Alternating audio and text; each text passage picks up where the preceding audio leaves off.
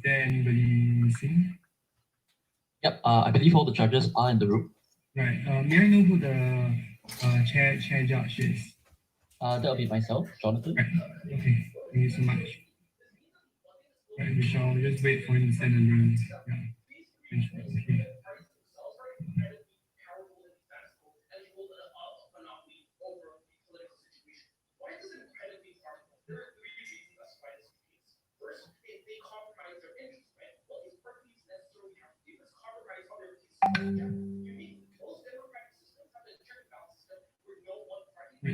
Is he streaming already? Because I'm not too sure about the live stream thing. No, I don't think he's yet sent over the link yet. So maybe Right. we give it about 1 or 2 minutes. Okay, sure. Thank you so much. No worries.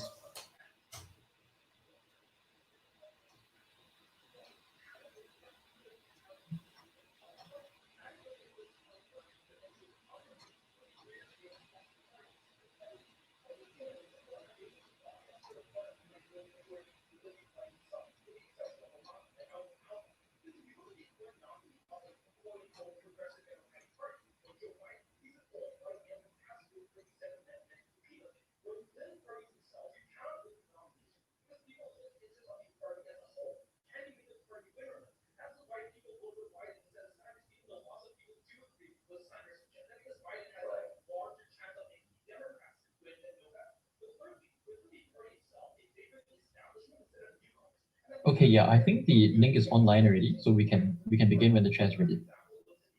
The chairperson, yeah. Yeah, okay. So just to double check for formality, is the proposition ready? Is the proposition ready? We're ready, thank you. Right, okay. Is the opposition ready? Right, okay. So, and judges, can I have your consent for us to begin? Yeah, sorry, just before that, can both proposition and opposition send in your full names of the speakers into the chat room so that all the judges can take note of them? So just in order, first, second, third, and reply. Thank you.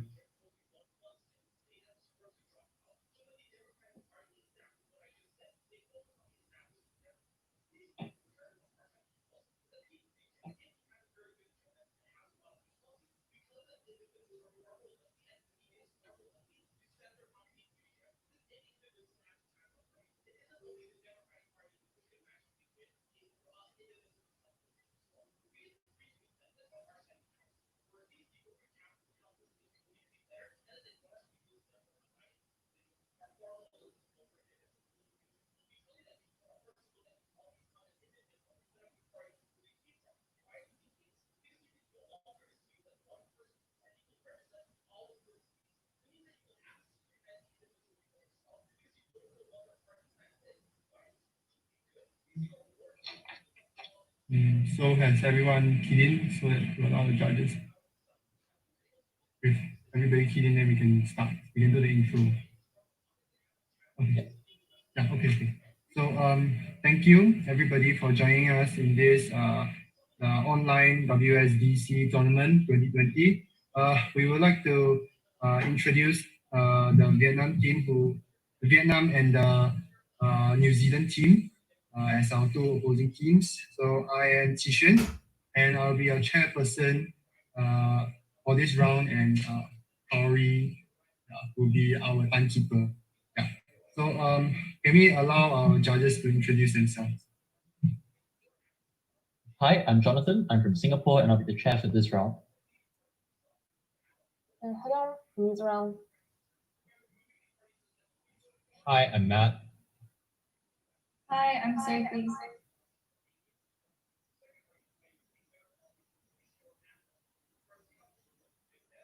Right, that's all right. Yeah. Okay, nice. So let's just continue. The motion for this round reads that this House would ban political parties and require all candidates for national public office to seek election as independents. So we will now ask the prop to introduce themselves in the order in which they will be speaking in, and this will also allow them to check audio and technical check. Yeah. So can the prop introduce themselves? I'm Huang. I will be the first speaker. I'm John Ha. I'll be the second speaker and reply. I'm McCoy. I'll be the first speaker.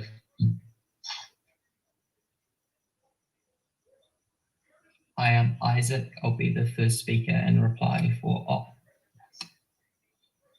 Hi, I'm Millie. I'll be the second speaker for prop.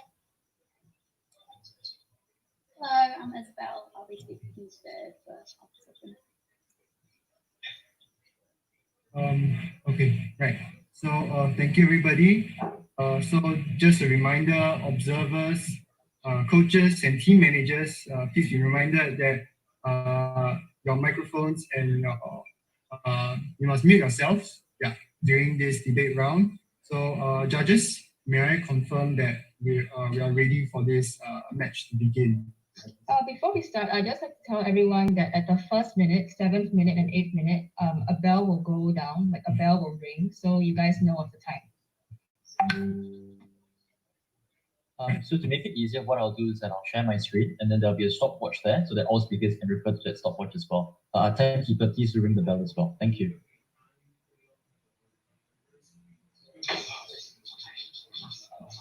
So if you're ready, may we now have the first speaker for the proposition to begin the debate?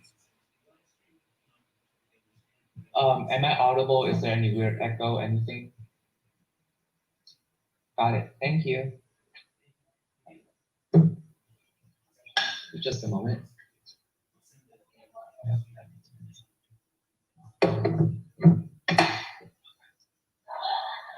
Starting speech in 3, 2, 1. We think that all over the world, national politics are increasingly becoming more polarized and the public is more divisive than ever. We think party politics is inherently harmful to the very basis of democracy and also harmful to the public's benefit. We are therefore very happy to propose. Before moving on to my substantives, what is our model in this debate? We think that as proposition, we will ban political parties and any types of conventions or any events that they may hold as a collective. Then any person or politician who wants to run for Congress, Parliament, or presidency who have to run on their own merits, have their own campaigns instead of being endorsed by any umbrella political party. In the case of presidential election where only one person will get elected, we think that we have rounds of progressive elimination until the population arrives at the best candidate. So that is our model going into this debate. I'm going to bring you 2 substantives in my speech. First is on polarization and why that's really harmful to politics, and secondly, why we think that we can get better flexibility on our side of the house. Now, firstly, on polarization, we think that the existence of party politics essentially divides the nation. Because recognize that in the status quo, countries usually have 2-party systems. This type of paradigm will continue to exist because as long as parties will have because for parties to be able to win, they need to unite as much votes as possible. That is why parties who rally behind a certain principle will have to join into one. Because, for example, if you have 3 progressive parties, you can't win against one conservative party. That's because you just don't have enough votes. That's why you need to unite under one progressive party. We think that then this type of 2-party paradigm is self-perpetuating on opposition side. So why is that harmful? 3 reasons. The first is that you essentially limit the choice of the public because in the status quo, voters have to register themselves with a party. Recognize that this choice usually lies in one of the 2 majority parties because of simply that their vote will not count if they don't vote for one of the big parties, right? We think that then this means that voters usually have to compromise their views in a moment so that the party can have votes. This is why, for example, Biden, although he's a more moderate Democrat, still get a bunch of Democratic votes, even if his policy stance are not fitting with the more progressive Democrats, because they just simply need Biden to be Trump, for example. But secondly, we think that this turns politics into a very us versus them battle, where 2 parties continuously fight against each other. We think that if the Parliament or Congress Congress where you don't have collaboration on bills and policies. Because the focus of politicians is always on one-upping the other side. We did that then. This is why the policy making is infamously slow in Congress or Parliament. Because, for example, in the US, when Congress introduced a bill on human trafficking that is very beneficial to the entire country, Republicans took that chance to insert some type of anti-abortion narrative, and then Democrats shut it down. And the bill is held it's hung in the Congress for a very long time, right? We think that then there slows down the process of policy making and harms social progress. But thirdly, because we think that politics also have the potential to become even more extreme, because recognize that the more extreme factions in that party don't bother to create or accommodate for the more moderate people in that party, because they know that even those more moderate people will have to go with them anyway, because they can't separate from the party to run on their own because they would lose. This is why, for example, when Alexandria Ocasio-Cortez proposed the Green New Deal to Congress, Nancy Pelosi, also a Democrat, effectively shut it down. We think that then the harms not only come from the inter-party attacks, but also comes from the more extreme factions in their own party. So why do we think that on proposition side we saw polarization? Because we think that when we disband parties, voters don't have to align themselves with a certain party anymore and can actually vote on the candidates that they actually like best, whose policies actually fit with their own interests. That is to say, there is a world where the voter base can identify more with actual policies rather than party politics. What is the impact of this? We think that it is a world where we get more nuance in inclusive policy. It is a world where voters actually have self-determination for themselves, which in the sense that they can actually vote for the person who represents the policies of their interests. We think that then we can get a better policies for the entire population. Before moving on to the second argument, I'll be happy to take it to us. Sir, in parliamentary democracies, how do you form governments under your side of the house? Well, we think that the type of elections will still happen. We think that each district, for example, can still elect their own representative to the House of to the House and the Senate. Right? We don't really see why that is a feasibility issue on our side of the House. So moving on to the second argument on flexibility. Why we think that on opposition side they don't have that kind of flexibility. Three reasons. First of all, political parties are usually big and established collectives with very defined ideologies. But secondly, these political parties have a very rigid hierarchical structure. That is to say, for you to change the views of the entire party, you have to go through, no thank you, man. You have to change the views of a lot of people, including the bosses and the hierarchs. We don't think that the process then is very hard and very slow. But thirdly, we think we have the important issue of party loyalty, because we think that when you join a party as a politician, you have to compromise your views in order to advance the entire party's political agenda. We think that then it's very hard to achieve any kind of reform insofar as parties exist and dilute the views of its members who want change, right? So why then do we achieve more flexibility on our side of the house? We think that when we have independent candidates, they are no longer bounded by structural ideologies that is present in parties. That is to say, that independent politicians can actually change their views and policy stances without the restrictions of other members of that political party. Before moving on, sure. Is this material not in tension with your analysis about political parties having extremists pushing them to the left and right? Sorry, I didn't quite hear that. Can you repeat? Is this material not in tension with your analysis about political parties being taken over by particularly ideological people that don't fit in with the moderates of that party? Yeah, because, okay, so we told you about why we think that the more extreme people who represent these type of ideologies will necessarily dominate the discussion in these parties, and therefore the more moderate factions of that party will have to compromise their views and fit in with those more extreme factions, right? We don't really understand what is the inconsistency in our case there. So what is the importance of flexibility? We think that flexibility in politics is very essential for societal progress and social justice. because we think that it's important for politicians to actually be able to go back on what they said and compromise their views in order to improve the policy making to adapt to the changing circumstances. But secondly, we think that this means get a more effective crisis response, because as long as political parties exist and the process of policy making and bill passing is still slow on the Congress floor, we think that it's very harmful to the population that, when they don't have that effective crisis response.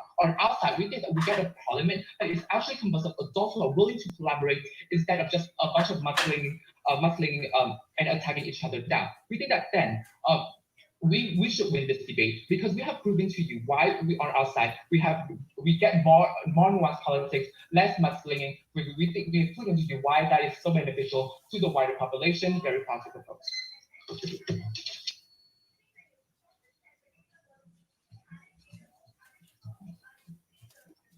Right. Let's see. All right, so the speaker spoke for 8 minutes and 15 seconds, as you can see. May we now have the first speaker from the opposition to begin the debate?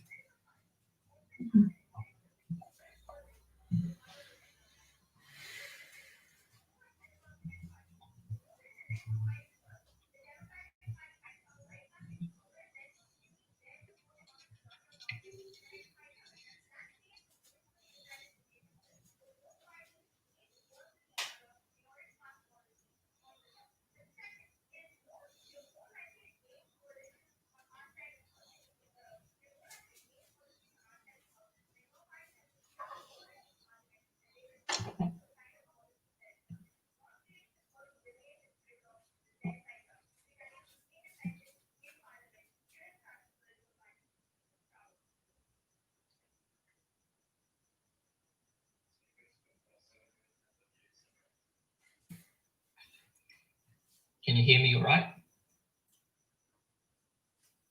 Perfect.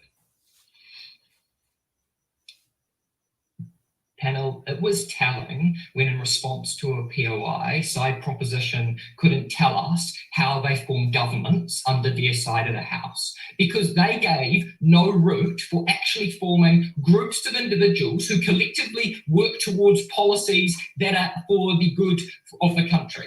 Under their model laid out at first, what you get is a group of 400 people in Parliament or in Congress promoting disparate ideas, not working towards any actual goal, and all being self-interested. That is not a world which we want to live in. What do we support in today's debate? Three things. Firstly, political parties remaining in place. Secondly, the implementation of campaign financing laws, which allow small parties the opportunity to enter Parliament. These are the same laws that have been applied in the UK and Germany. Thirdly, conscience votes not being along party lines, particular issues such as gay marriage and euthanasia. We're going to win today's debate by proving that the removal of political parties leads to slow and ineffective policy making and an electoral system that lacks diversity. Three arguments for the House. Firstly, how does banning political parties affect elections? Secondly, how does this ban impede the creation of effective policy? And at second, we'll give you a substantive about how this policy increases corruption in politics. Before I move on to the substantive portion of my case, let's take a look at side proposition's substantives. They told us that political polarisation occurs when these political parties exist. 3 points of response to this. Firstly, we just don't agree that the political polarisation is as large a problem as they want to point out. They could use this extreme example of the US, but in most parliamentary democracies, like New Zealand and Germany, relatively swift policy is passed. When we tell you that last year in response to the Christchurch shootings, we had crossed the aisle, bipartisan support for gun law reform in New Zealand, we think that we can still get bipartisan support for policies with political parties. Secondly, we tell you that in extreme examples like the US, polarisation doesn't directly come from political parties, but comes from the public and the media, because there is genuine disagreement on lightning rod issues, and political parties reflect that. The key point here is that they're not going to change that under their side of the house, because Because if you've got such political polarization already existing, what's likely that candidates are going to do in these very extreme examples, even if they're independent, is align themselves with one side of this polarization. So you just get the exact same model happening, except now they are independent. Thirdly, we tell you that the inability to cooperate is not exclusive to their side, to our side of the house, because what they have on their side of the house is a group of disparate individuals with diverging aims, trying to get policies passed for their local constituencies rather than looking at broader national issues. More on this later. Secondly, they told us that these parties have strict ideologies which never change. But they simultaneously told us that they can be taken over by extremists. We think that there's a large contention in this case because on one hand, they're saying that these parties are like solid and they've got fixed policies, but on the other hand, they want to tell us that there's flexibility. What we think is more likely is that political parties respond to changes in social, economic, and like cultural views of the populace. We think that they're good at doing this and have information to be able to do this when they're in a political party format. Okay, let's now take a look at our substantive case on why, firstly, on how this ban affects elections. This point has two sub-areas. Firstly, what kind of candidates contest elections? Look, there are four things that we think that a successful candidate needs for to gain electorate seats. Firstly, they need financing. This helps them hold ads and hold rallies. Crucially, political parties offer this through the form of donations. Secondly, they need a clear and consistent platform on which they can stand. When a candidate aligns himself with a political party, a voter just instinctively knows what values and broad ideologies that they support. Political parties offer you this consistency. Thirdly, they need support during campaigns. They need this in the form of political strategists and focus groups so they can hone in policies to target specific areas. Political parties can offer this when they've got large branches of the organisations fixed for election campaigns. Finally, we tell you that these candidates need access to accurate polling data and they know what voters want. We think that it's a lot easier for a political party to do this when they're a large organisation that can hold polls relatively easily rather than an individual. Crucially, as we've discussed, political parties offer all of the crucial things to candidates who they deem able to be the best representative of the area. The comparative on their side of the house is that the candidates that run can't do this individually because it's very hard and very expensive to do this. So what does this mean? This means that the people who do get into power are likely to be wealthy, they're already likely to have some public presence that they play on, and they're likely to play up divisive issues to get media attention to capture the public's eye. You get increases of populists like Trump, but you also lack diversity within the candidates that get elected as a poor minority who on the outside of the house could get chosen by the Democrat Party to run, doesn't have the funding or resources to be able to do that under side props work. Secondly, let's take a look at how people engage with elections, because people are ultimately time poor and have a limited desire to engage in politics. When you ban political parties, people start to disengage with them because not only the candidates are much less representative, as we've just explained, and they lack diversity, but you've now got far more candidates to research, and there's no immediate proxy for the policies and ideas of these individuals. This means that people either disengage or just have a bandwagoning effect and vote for the party who's vote for the individual who's getting the most support. This is so important in today's debate because when people stop engaging with elections, there's a reduced mandate for those in power to lead, but you've also got people in power who are particularly unrepresentative of youth and minority voters. I'll take a POI if you have one. Yes, considering the fact that the only point in raising the efficiency of the political parties are regarding their consistency, how do you know the candidates who are voted in power regardless of their immorality just because they belong to a party? Look, I'm just going to get on to why we raise efficiency. We've got multiple mechanisms for this. Okay, let's now take a look at how banning political parties impedes the creation of effective policy. This is important as it does not matter about the quality of candidates if nothing gets passed and the policy is poor. We tell you that you get slower policy when you have no set party or group of individuals who are going to support these policies. Because the role of party whips is to gather support behind collective policies that a party agrees on, that a caucus agrees on. You don't have this when you've got disparate groups of 200 individuals. But secondly, we tell you that governments are very unstable because when they had no model for how governments are formed, you have 120 different individuals with competing views, and it's very easy for individuals to bring down a government when there are few impediments to them to lead. There's no reason for them to stay and keep the government in check. Ultimately, at the end of this, you get slower policy that's worse, but you have candidates who don't represent the will of the people. So proud to oppose.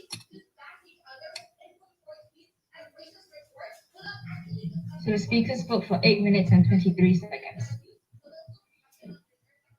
We now have the second speaker from the proposition to begin the debate. Thank you.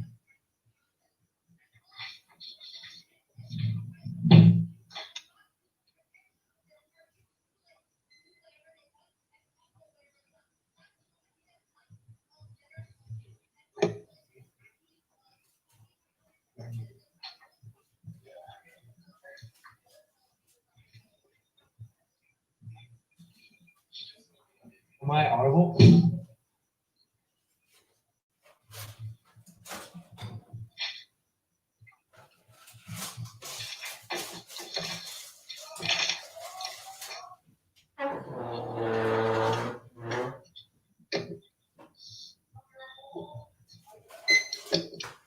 Before I start my speech, just a clarification on our model, because I think it's very clear that the opposition case is dependent on this understanding that somehow government can't exist on our side of the house.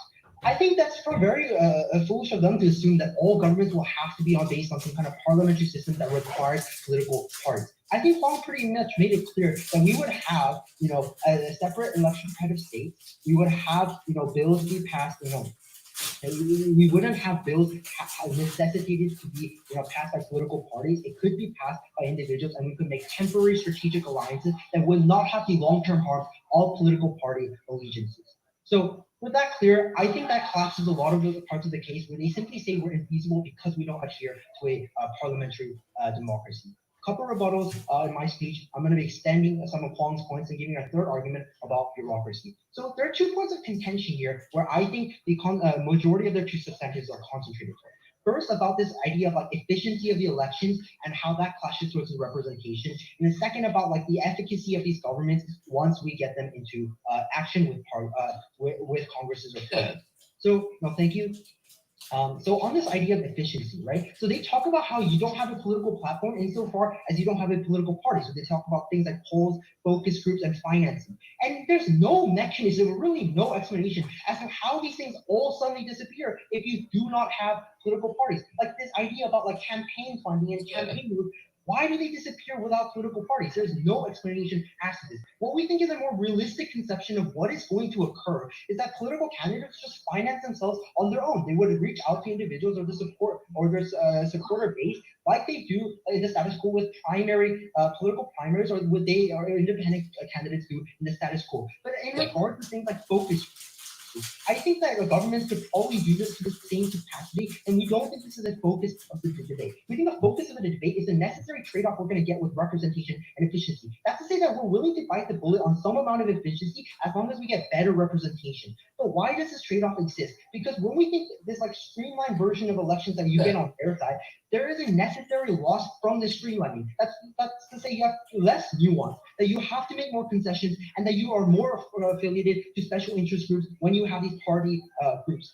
We say this is the case because of things like party lines or strategic partnerships that parties have with special interest groups. We think this is a magnification of the harm that they identify. So clearly, we say that somehow this loss of efficiency is not mechanized on their side. But even if we give them some ground of that, we rather would have the nuanced politics of representation that we have. I'll take a POI much later.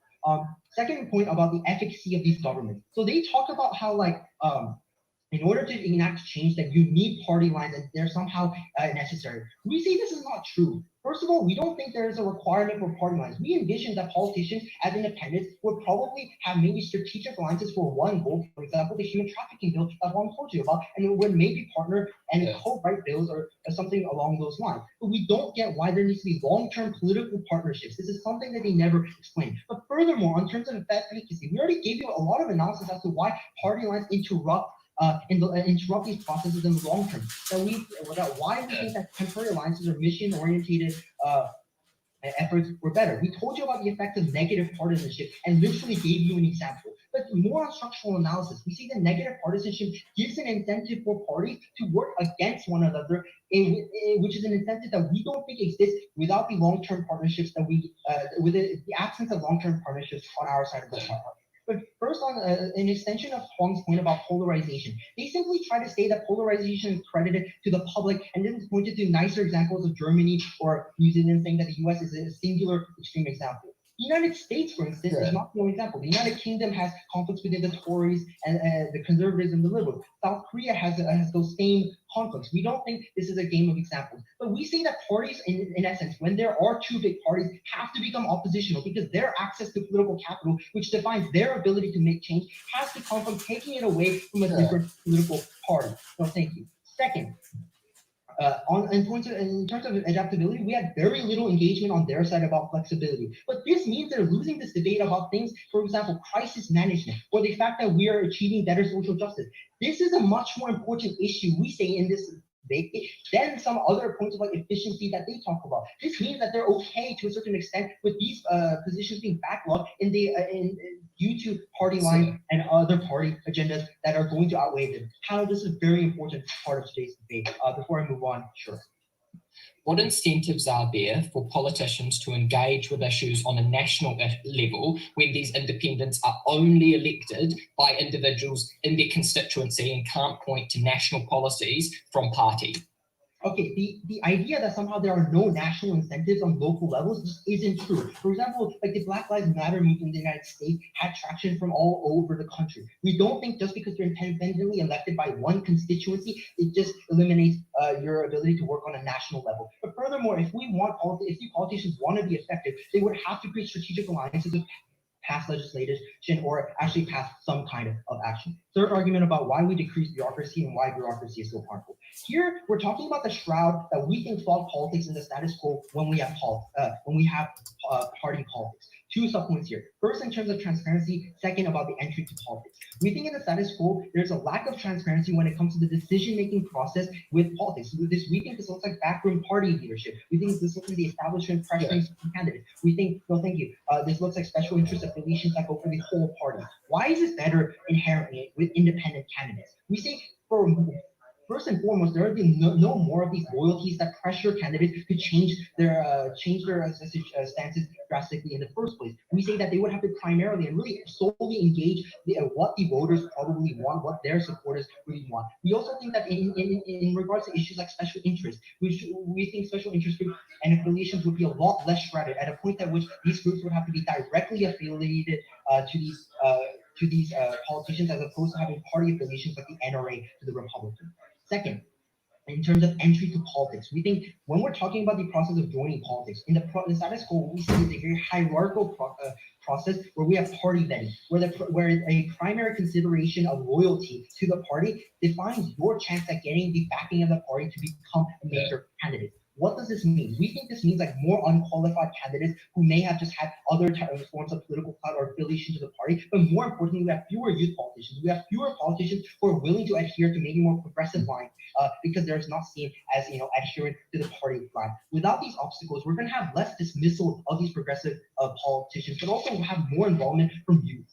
Why is this line of analysis important to today's debate? Because first of all, we think youth participation in progressive candidates are the driving force of issues like LGBT rights, climate change, and African American rights that are currently neglected in a state of party politics. These impacts are very important because of the magnitude at which they affect the country, but furthermore, because they concern the most vulnerable groups of society that we think party politics is often very quick to abandon in their pursuit of majority politics. But third and most importantly, these are the most urgent issues of today's debate. And what this boils down to, once again, is about nuancing politics to what we think are more contemporary social focuses and pulling them away from the distracting factors of party politics. Once again, these cannot exist without the elimination of the very parties that we say create this bureaucracy. What we need from a next speaker is a better comprehension on our account, not a misconstruing of us being somehow unfeasible because of the assumption that parliamentary politics has to exist. So proud to propose.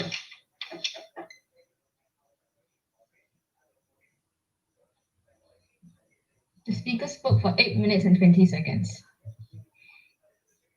Right. May we now have the second speaker from the opposition to begin the debate?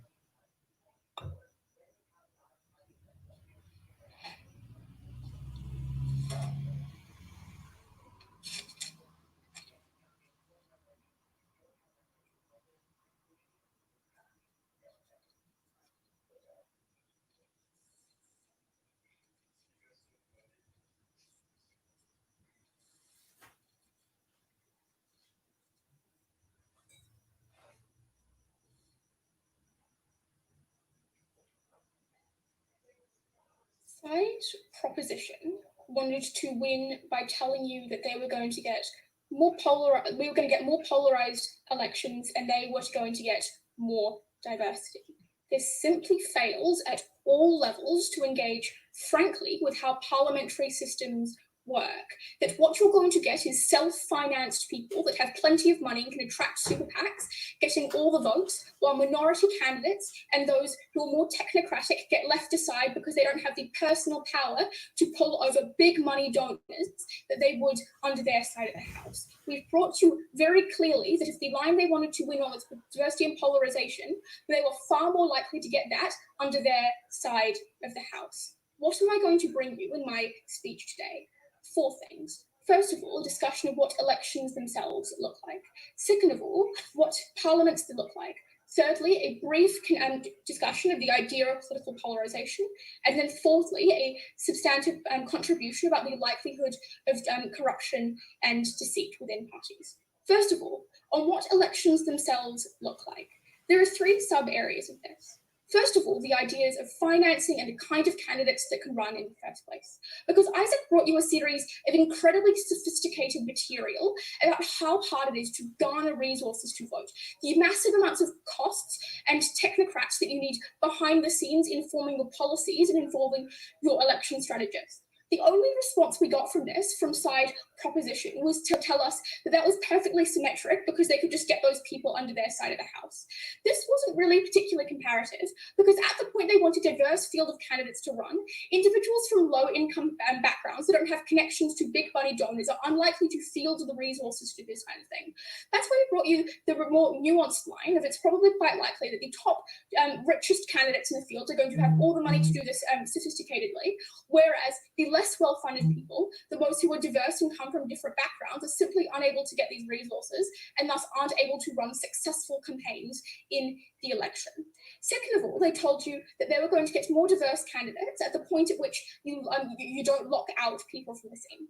Now, this is really important to discuss how parties select candidates under the status quo, because it isn't just picking the richest, whitest guys as would happen under their side. What we tell you is what's more realistic is that parties go and have, with their extensive resources, internally poll different electorates. They see what their different constituents want and what issues can matter most to them. From this, they are able to field a diverse field of candidates who are able to get highly technocratic policy wonks alongside more charismatic faces for leadership and alongside those who represent diverse voices. There is a massive incentive on parties to do this because they recognize that they need to both have as many people wanting to support their party because new parties can come in at any time and their voters can switch to other parties. They didn't understand, for instance, why the Greens couldn't start to rip people off Labour in the UK if Labour got too centrist. But additionally, we tell you that they need to inspire turnout within their base. So that's why you get like highly diverse people in areas where there's lots of diversity, because people really care about those issues and they care about representation and want to see voices in Parliament that look like them. This was totally non-comparative when they brought you that. Finally, they brought you some stuff about how it's really hard to enter politics in the first place. Again, this was broadly brought up within the material about funding, but additionally, we tell you it's really important that through parties, people have trust to elect diverse voices. We tell you, for instance, that it's quite hard to trust a youth face in Parliament if you don't understand they're going to have a large support network that helps nurture them and bring up policy. That's really key. Additionally, there was no response to any of Isaac's material about a decrease in voter engagement at the point that people don't understand what they're voting for and there isn't a unified message. This is really crucial material because it locks out particularly vulnerable, disenfranchised voices and means that we're only going to have wealthy, educated people voting in elections. And so even if you buy all the material about diversity, that all falls at the point diverse voices aren't voting in the first place. Secondarily, what does Parliament itself look like? Because first of all, we told you that parliaments were going to have really unstable leadership if they even had leadership in the first place. The first response to this was to tell us that you were still going to have elections for president. This wasn't good enough. And then they told you at second that you were going to engage in strategic partnerships. What did this mean? First of all, it meant you're just going to have de facto parties anyway. This meant all their harms about people having to moderate their voices to pass policy were probably going to occur. But crucially, this was going to be particularly bad because voters didn't understand the kinds of partnerships that people were entering at the point they voted for them. This is really key because voters don't understand the leadership structures they are electing at the point they're electing them. This means that voters are probably more likely to disengage because they don't understand.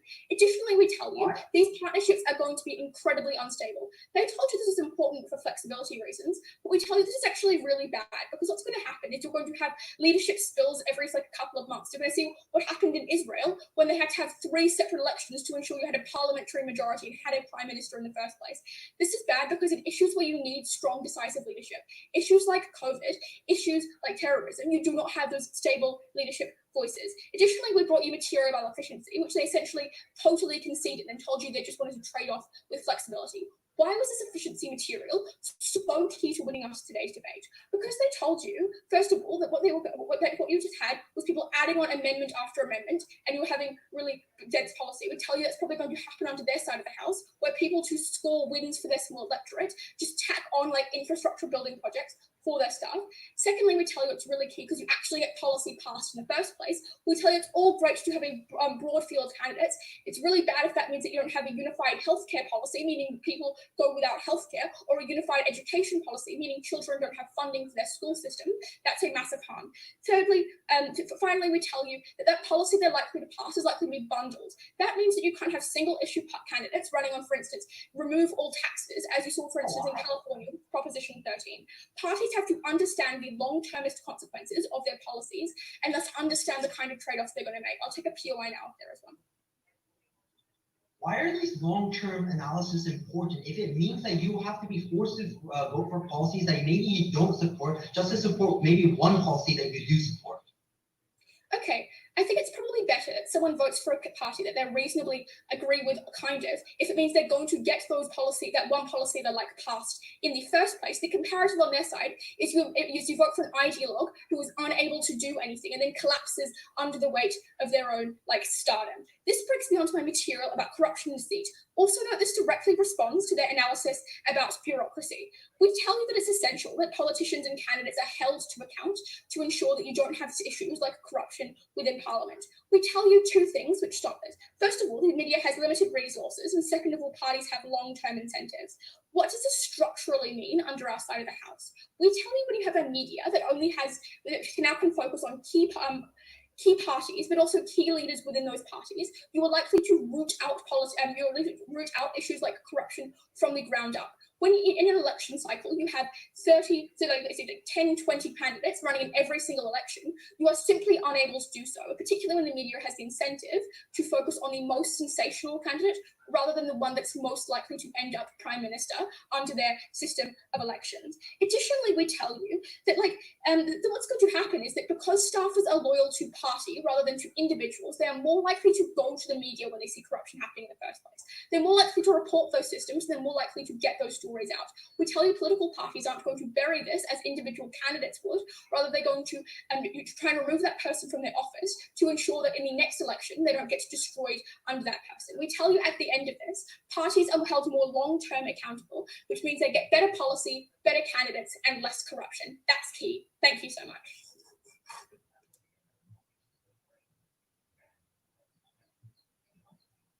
So the speaker spoke for 8 minutes and 20 seconds.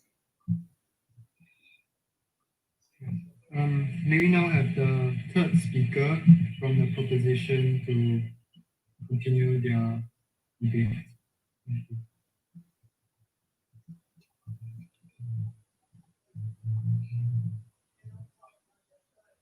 Sorry to interrupt, but would it be okay for me to turn my camera off during the speech? My Wi-Fi is lagging quite badly.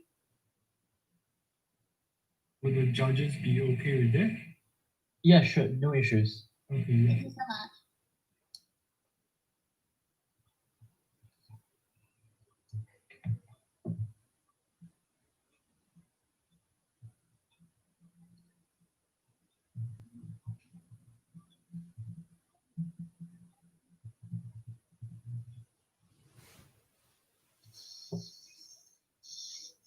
Okay, am I audible? All right.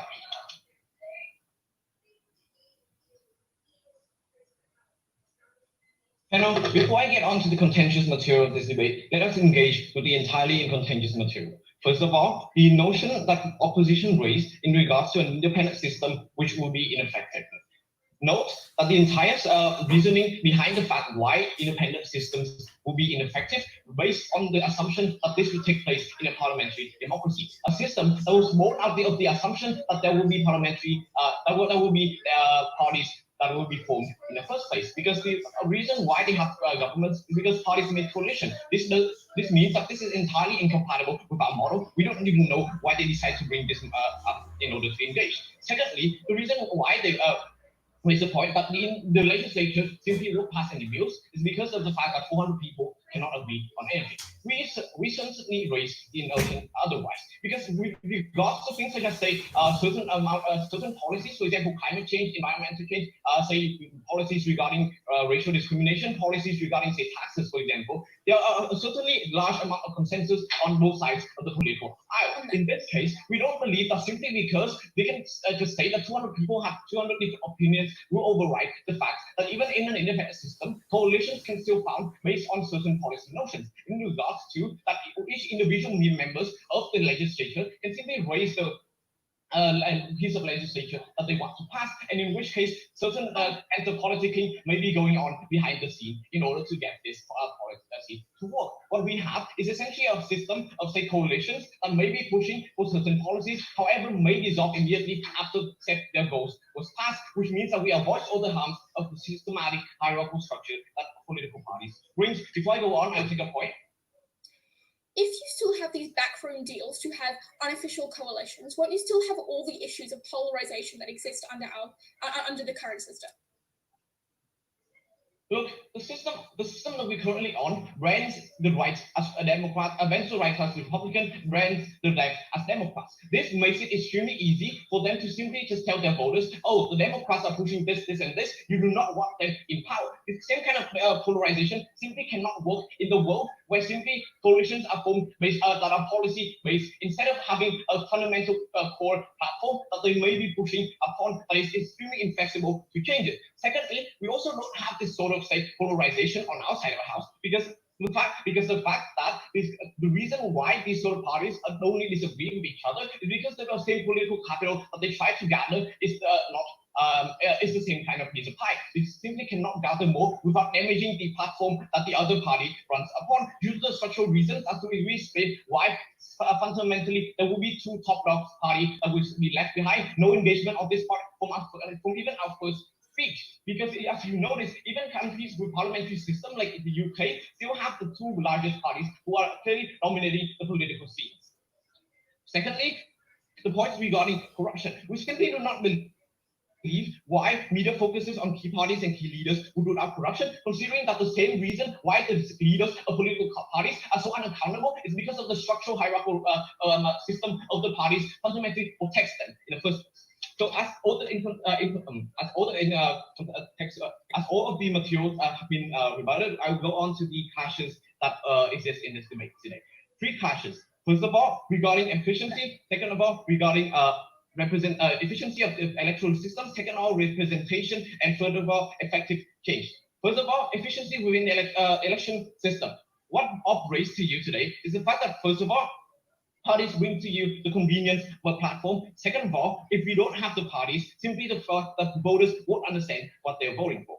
We already tell you the fact that people voting for these parties are voting upon their platforms. They're not voting, for most cases, they're voting them because say the other side have policies that they simply do not agree upon. So in this, on outside of house, instead of narrowly engaging upon the notion that this candidate should be one that is deserving of your vote because they're Republican or because they are Democrat, the people will simply have to engage at a much deeper level up to where they have to engage upon why is this politician supporting certain policies or what other policies these politicians are supporting. But more so than that, because upon the fact because upon the time where you remove the branding of certain parties from these politicians, you also remove the kind of safety net that these politicians enjoy from simply the name branding of those parties alone. This is why we get people like Trump, we get people like the rapist governor of Alabama to not run for office because people won't just vote for them because they have the name branding of a political party supporting behind them. And second of all, we don't understand why the opposition is demeaning all the voters within the electoral system because aside from the fact that voters in household conversation can now just simply say, oh, I will vote for this guy because he supports environmentalist policies, just as simply as they can say that, oh, I support this guy because they vote for the same platforms as the Democratic parties. Thus, second clash regarding representation in politics. Opposition raised the majority of their case on this point regarding how because on outside of the house, they have to run as independents. Therefore, they won't have the financial capability in order to gather support as well as promote themselves. We believe that the fundamental assumption that lies behind the fact that they can win representation based on the factor that within current politics, political parties make it so that money is required. What does this mean? It means that, as our first speaker have already raised, in order to become a politician that can stand for office, you have to go through all the mechanisms and structures of, say, each individual party. This is where the money that is required needs to be in order so that you can be, say, registered as a candidate of the Democratic Party, so that you can, say, give gifts to other prominent members of your party in order for them to endorse you. This simply won't exist on outside the house. What we have on outside the house is a much more communal kinds of constituent elections, where people are going to be voting for candidates who stand there and tell them what their policies are going to be, where people simply won't vote for a candidate because they have the name branding of a party, even though they have committed immoral acts in the past. Furthermore, regarding effective change within the current political system, right? Because what they tell us is the fact that since these people have to be self-financed and have connections with, say, super PACs, it means that more likely the case that rich people and more privileged majorities will be able to be we are the one who are voted into power, and poorer people are left out. This also ignores the assumption that super PACs aren't supporting you because of your policies. Because in the current status quo, the reason why certain special interest groups, as our second speaker raised, promote certain politicians is simply due to their connections with the political parties. On outside of the house, special interest groups will also have to pay special attention onto which policies each candidate propose. And in that case, we do not believe there will be a fundamental imbalance within the funding each certain members of each certain candidates are going to receive. And lastly, regarding the fact that they won't have, say, technocrats helping them coming up with political strategies. Political strategies as it currently exists it's only so expensive when you have these kind of, say, structural reasons of hierarchical parties that promote these kind of members in order to pay exorbitant amount of money to in order to win this sort of election. On side proposition with an independent structures, it means that with each individual people trying to promote their own policies, you won't have this sort of, say, money lobbying in politics that consists on their side of the house. George Washington said that political parties are the scourge of politics. The Roman Republic lasts for 500 years without political parties. This debate proves why they were right.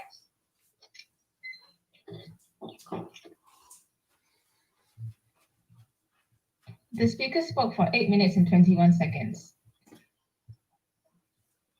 May we now have the third speaker from the opposition to begin the debate. Thank you.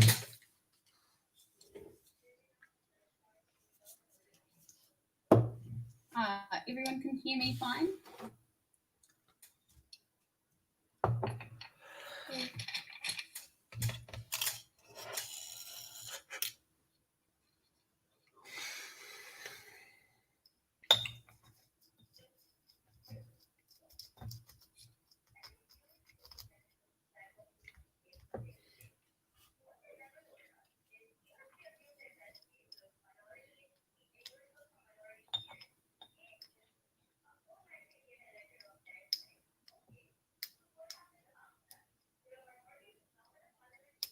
Where proposition lost this debate was at first, when they never gave us a clear conception of what their world looks like, when they never gave us a clear conception of who is going to be elected on their outside of the House, how those people are going to engage constituents, and how those people are then going to be able to enact meaningful policy and change for the people within that democracy. Our side of the House has been the only side which has consistently shown you how we engage with all three of those metrics. I'm going to be doing three things in my speech today. Firstly, why you get better candidates and better platforms when you have political parties. Secondly, why we get more people engaged in democracy on our side of the House. And finally, why political parties will always lead to better policy and legislation for people. Into this first clash, we think it's important we prove to you how our side of the House gets better candidates and platforms, because at the point where they fail to achieve their core thing of like decreasing polarization, they fall in this debate. When we have better candidates, we think we get all of the benefits we try to bring to you. So firstly, what do props candidates actually look like? Because this is where they didn't want to properly engage in this debate. Firstly, we tell you these people are going to be incredibly wealthy. Why is that the case? Because they're going to need money for funding, for advertising, for creating policy, for getting a name out there. This means at the point where they're not a multi-millionaire, they're going to be getting donations from people who are incredibly wealthy. That means they're generally going to be standing on a platform for supporting those wealthy people. What this means is that you have incredibly unrepresentative people running for office. That doesn't happen when you have political parties. Why? Because political parties combine vast amounts of money from like a range of donors that all contribute to them and are able to produce more representative like people who don't just campaign on a platform for those who are wealthy. A second thing we tell you is that the people who are running inside proposition have an incredibly public platform. This means that they're either very well known already, a celebrity, which also means they're generally quite like, means you don't get the same level of organic growth as we see when you have political parties. It means you probably don't have minority ethnic groups being able to be represented to government, again, because those people have been systematically locked out of the public eye due to things like colonialism and racism. But secondly, we tell you here, these candidates are going to be generally incredibly divisive. Why is this? Because you've got like 400 people all running for office. The only way to get yourself heard is to be problematic, controversial, or interesting. This means you have more people like Trump running, more people like Boris Johnson, people who exist on incredibly divisive, problematic platforms. No, thank you. This just simply so that you can be heard, so that the media covers you. What this means is you have a vastly less diverse group of people running on their side of the House. This is people who don't accurately represent minorities. It's people who don't represent the middle or the poorer classes. And it means you have a massively decreased range and platforms. What do parties look like?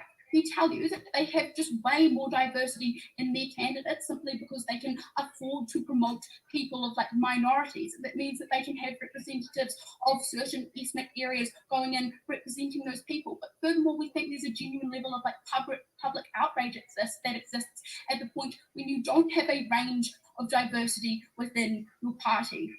The second thing we tell you is because you have this range of people existing within your party, because you're a party having to encompass a range of diverse groups of people, you also have a more diverse platform. This means that you have room to voice the concerns of the poor, of the disenfranchised, of the minorities. The response here, consistently down the line, was just that like, oh, parties are too polarized. We tell you at first that that's probably because of things like the general state of the of the country and also the media, and we think that just also is going to exist on their side of the house, especially around controversial issues. But furthermore, we tell you it's not as bad as they say. Places like America are extreme examples. When you have New Zealand and you have a range of parties and government, places like Australia with upwards of 15. The same exists in countries like England and Germany. We tell you you do have a range of parties, even if you have two major ones. Our side of the house gets better diversity for people.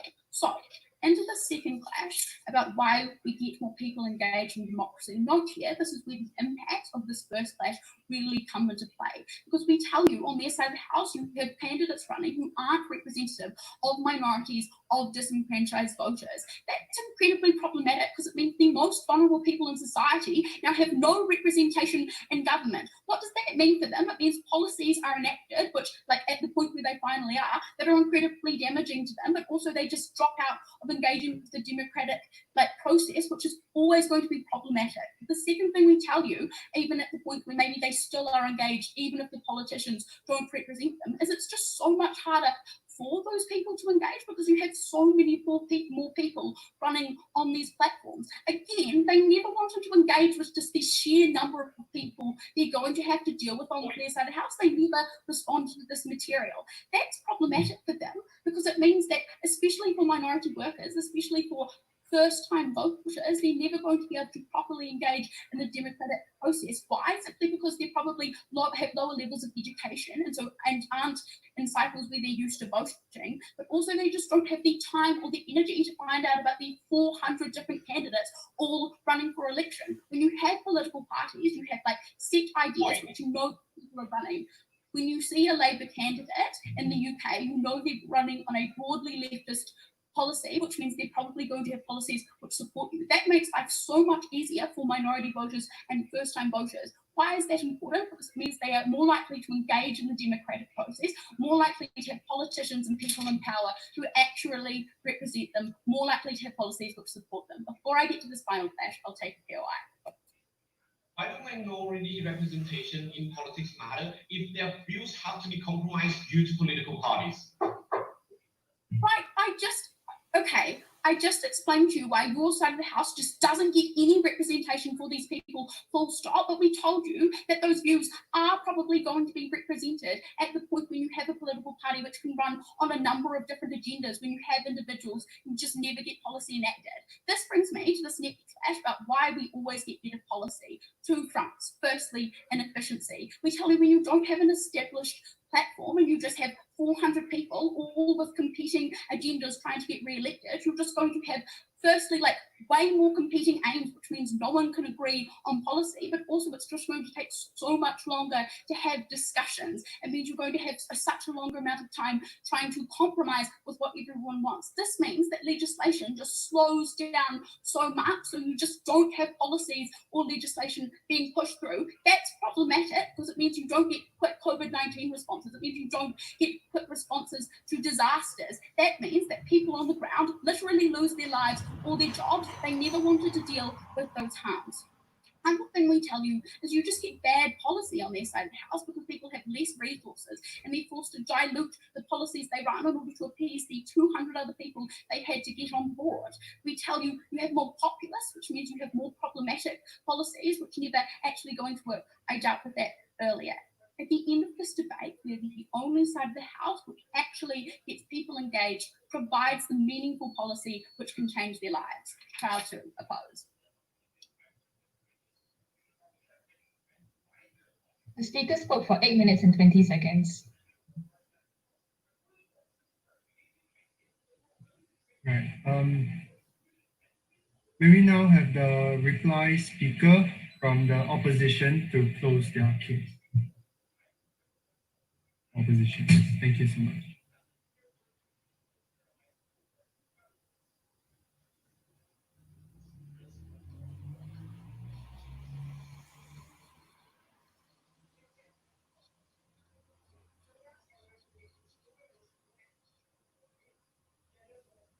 Can everyone hear me?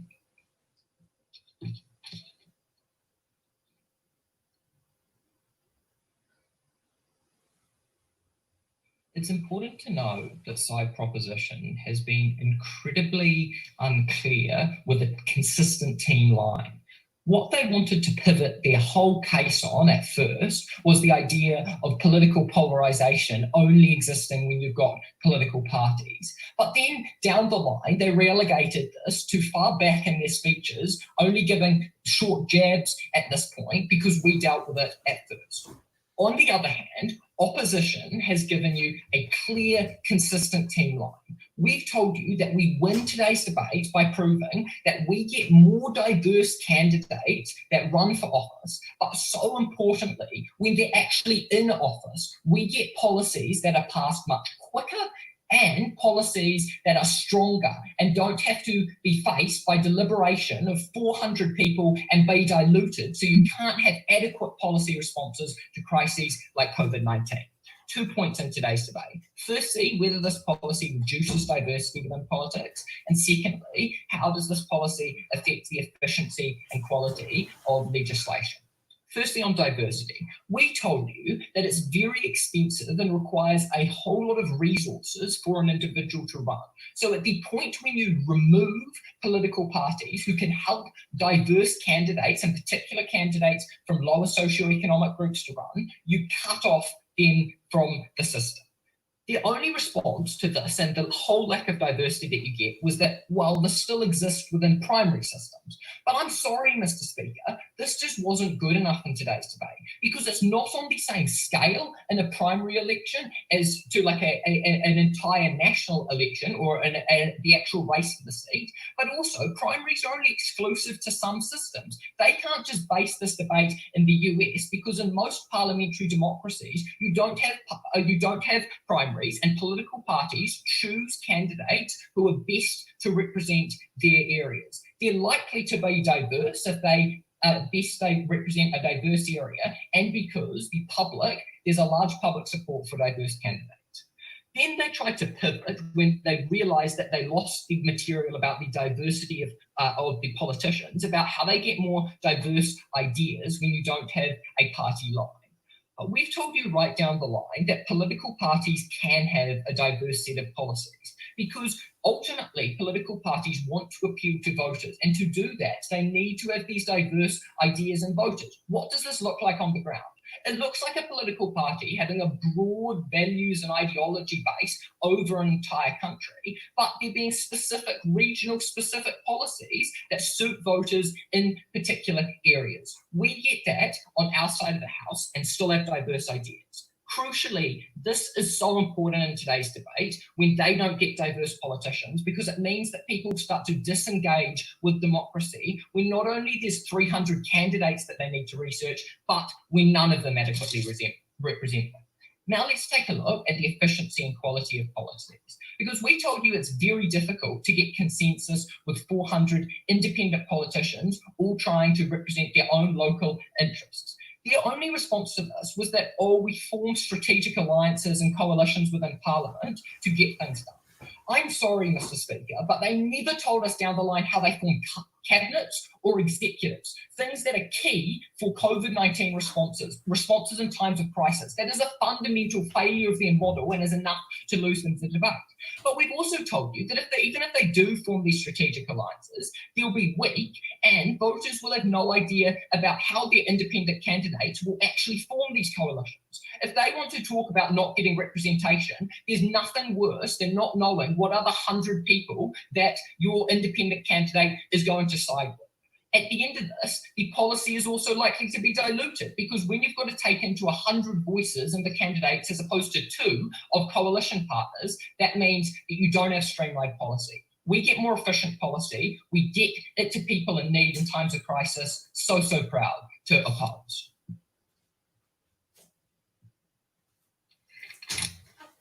All right, the speaker spoke for 4 minutes and 25 seconds. All right, may we now have the reply speaker from the opposition to close their case and conclude the debate. Thank you very much. Am I audible?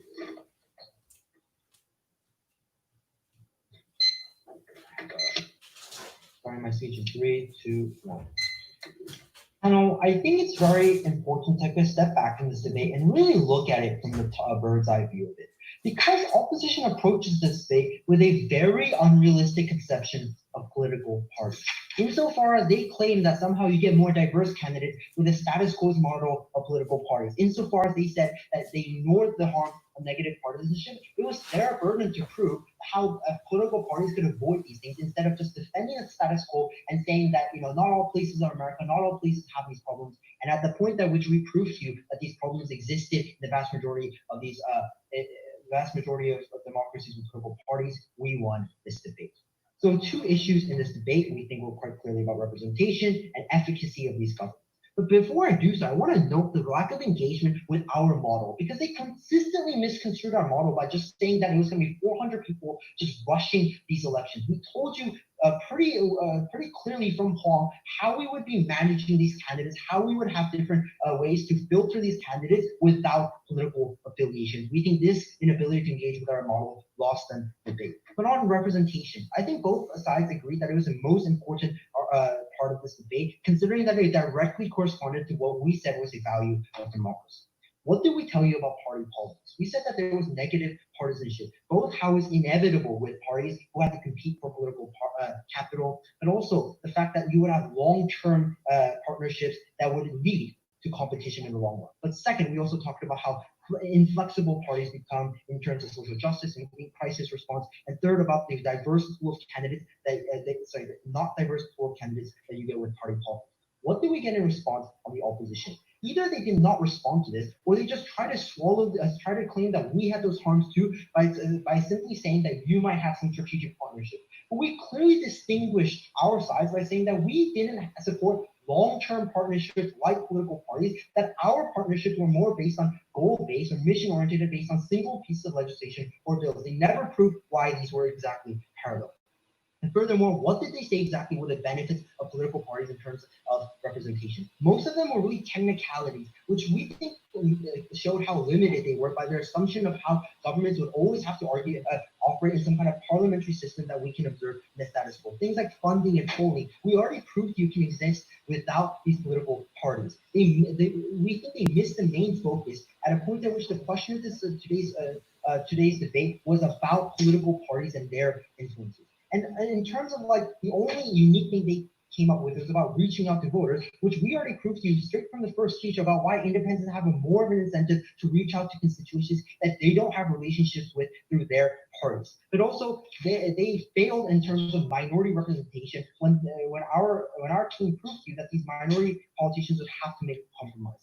In terms of efficacy, we also won this debate because of the fact that they refused to engage with polarization for what it truly was. They shifted in their response to what we said polarization was. From the first speech, they talked about how people were the ones creating polarity, but they dropped this response by just giving different examples of nicer countries where maybe polarity didn't exist to that extent. But we said that the vast majority of cases where we're actually talking about not just the US, not just the UK, but countries like South Korea, countries like Japan, countries like even Canada had these issues. We said that at the highest extent of their case, where they talked about the technical benefits of parties, only mattered to this debate at a point at which these parties actually were pursuing these interests. And we proved to you that the incentive structures of these parties don't have them pursuing a lot of the contemporary social focuses like BLM, like LGBT rights, like climate change. We think their efficiency was rather a proof of simplification rather than the proof of efficiency itself. We win this debate because we proved to you the corrosive nature of political parties in the long term, whether it was elections or legislation. And they lose this debate because they were unable to stray from a realistic conception of what we think the political world looks like. So proud to propose.